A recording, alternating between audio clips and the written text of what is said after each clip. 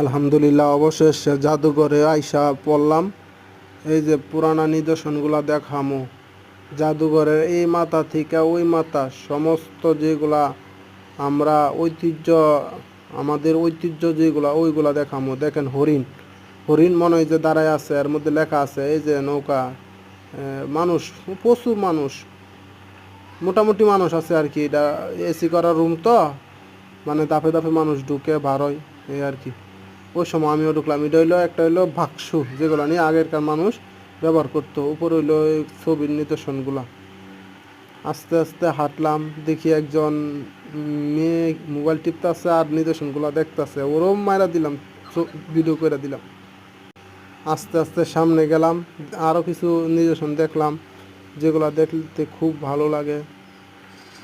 গেলাম, এই না নিদর্শন, এগুলো হইলো ঐতিহ্যবাহী জাদুঘরের নিদর্শন।